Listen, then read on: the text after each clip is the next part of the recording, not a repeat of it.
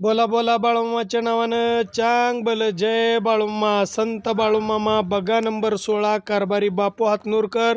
ही पालखी गारकोलवाडी कानूर मेसाई तालुका शिरोर जिल्हा पुणे या ठिकाणी आहे. भक्तांनो, आज उठतळ झालेला आहे आणि गारकोलवाडी परिसरात एका सद्भक्तानं उभ्या बाजरीच्या पिकात हे 16 नंबर पालखीतील खंडाचे मालक पांडुरंग कोळेकर या बकऱ्यांना उभ्या पिकात खुलेआम चारा दिलेला आहे. त्या सद्भक्ताचं नाव आहे स्वप्नील भाऊसाहेब रुपनेर.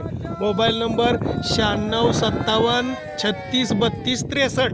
बोला जय बाळूमामा. नंबर पालखीतील मेंढ्यांना आज शेतकरी खुलेआम उभ्या पिकात मेंढ्यांना चारा चरण्यासाठी देत आहेत. आज आपण 2-3 दिवस झालं बघतोय हा क्षण. पहा व्हिडिओ पूर्ण. बोला जय बाळूमामा, जय जय बाळूमामा. बाळूमाच्या नावानं चांग भले. तुमचं नाव काय मामा? स्वप्नील भाऊसाहेब रुपनेर.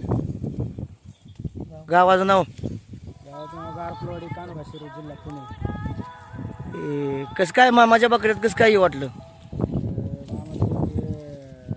श्रद्धा आहे म्हणून सोडले बकरे विचारू म्हणून सोडले बकरे. ही बकरी ही तुमचंच रान का? हे आमचंच रान आहे. तुमचे बाळ विचारत होतं हे रान कोणतं आहे, म्हणलं आमचंच आहे. म्हणलं सोडू का? म्हणलं सोडा, हे आपलंच रान. आमच्या लय मेंढका तुमच्याकडे आलता. हो. काय म्हणला? म्हणलं बकरी सोडू का? म्हणले याच्यात बाकरीमध्ये. हां. सोडा, हे म्हणलं आपलंच रान. हां. म्हणून सोडले. एक बाळ माझी श्रद्धा आहे.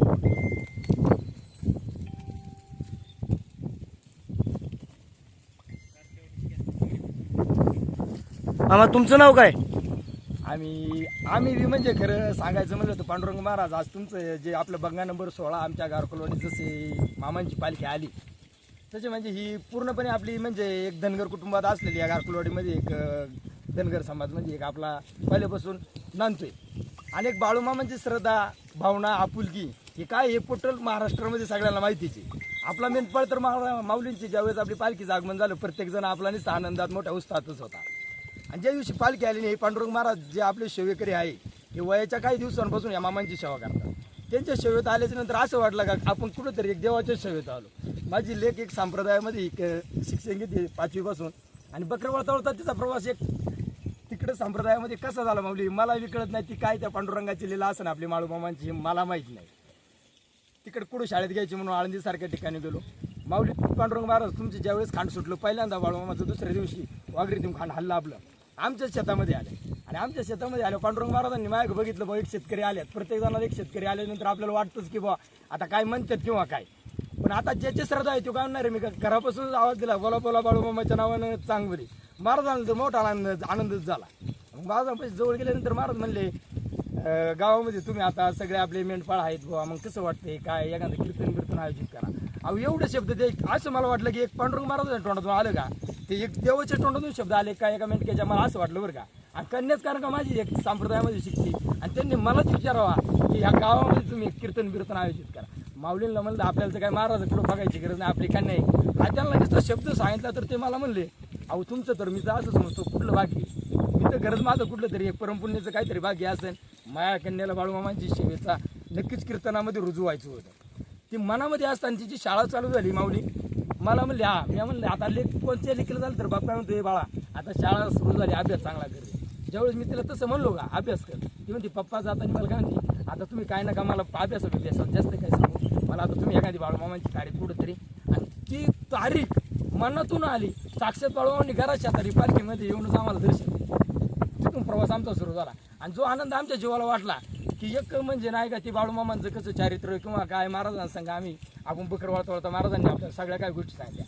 ज्यानं देवासंग बकरं वळली त्याच्यासोबत महाराजांनी बकरं वळली आणि महाराजांनी त्यांच्यासोबत बकरं वळली त्यांच्या सेवेत आपणही हा जर विचार केला तर खरंच आपले सर्व मेंढक्यांचं खरंच मला तर एक भाग्य वाटत आहे. आणि आज ह्या गावातून पालखी दुसऱ्या गावात जायची कन्या रात्रीच मला म्हणते पप्पा उद्देशाला इथं कसं वाटेल.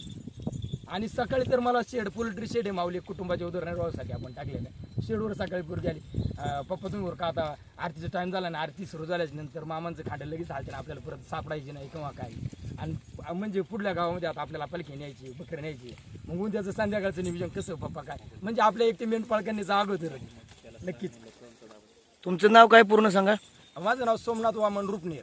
आपली या वाडीमध्ये रुपनर कुटुंबच म्हणजे धनगर समाजापैकी जास्त नात आहे आणि सगळ्यांना म्हणजे थोडी थोडी लक्ष्मी असल्यामुळे सगळेजण आपले याच विचारांमधून चाललेले आहेत. तुमच्या गावाचं नाव, गावाचं नाव गारकुलवाडी, तालुका शिरूर, जिल्हा पुणे.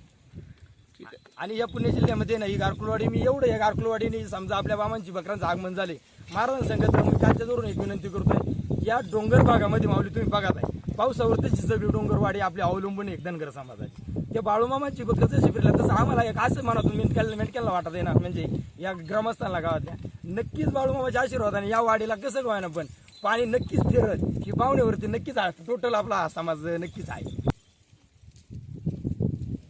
आणि एक आपले बाळूमामा म्हणजे एक धनगर समाजामध्ये जन्माला आलेले आणि एक संत म्हणून जन्माला आले. संतांच्या विचारामधून आपली भारतभूमी स्वातंत्र्य नक्कीच मिळालेले आणि ते बाळूमामांच्या संतांच्या विचारांमधून जेव्हा मी तिकडे वळवलो, मुलगी कीर्तनकार, बाळूमामांचं कीर्तन आयोजित करायचंय, तर त्या ठिकाणी योगायोग इतके मोठे जुळून आले बघा.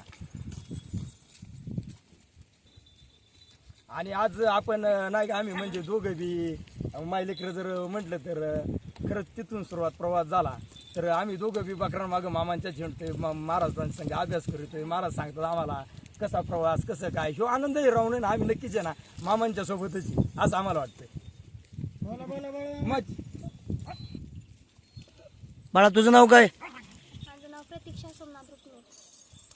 गावाचं नाव. गारकोलवाडी, कान्होर साहेब. किती शाळेमध्ये शिकत आहे तू. मी इयत्ता 8वी मध्ये शिकत आहे. बर काय करते तू. मी कीर्तन करते. बर म्हणजे कसं काय मामांची बकरी राखण्याचं कसं काय योग आला. कारण का माझी बाळूमामांवरती खूप श्रद्धा होती, खूप विश्वास होता, म्हणून मला बाळूमामांच्या मेंढरांची सेवा करू वाटली. ठीक आहे. तुमचं नाव काय.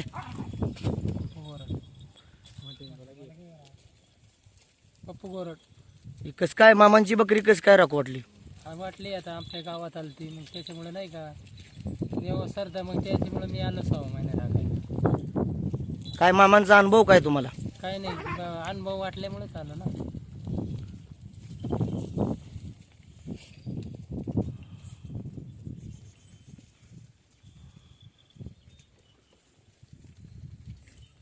हे आपले दाजी आहेत.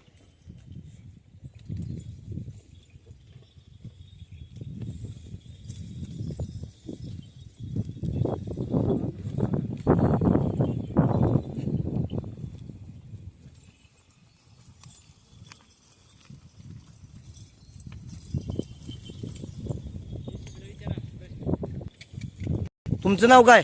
माझं नाव गोकुळ लक्ष्मण भाचकर, राहणार वावरात, तालुका राहुरी, जिल्हा अहमदनगर. कसं काय मामांची बकरी कसं काय राखू वाटलं. भगवंतावर असणारं प्रेम, श्रद्धा आणि दया याच कृपेने बाळूमामाला फक्त एकच विनंती केली, हे देवा तुझी कधीतरी मला सेवा माझ्या हातून घडावी. ही देवाला विनंती केल्यानंतर असे देवाने योग घडून आणले आणि माझ्या हातून आज ही सेवा घडत आहे. यामुळे मी परमेश्वराचा खूप खूप आभारी आहे. बोला बोला बाळूमामाच्या नावानं, बाळूमामांच्या मेंढरांच्या नावानं, राजा घोड्याच्या नावानं, प्रभूबाईच्या नावानं, जय बाळूमामा. असेच आपले नवनवीन व्हिडिओ पाहण्यासाठी आपल्या चॅनलला लाईक करा, सबस्क्राईब करा, कमेंट करा आणि बाळूमामाची आरती, प्रवचन सर्व व्हिडिओ रोज पाहण्यासाठी विसरू नका. बोला जय बाळूमामा, जय जय बाळूमामा.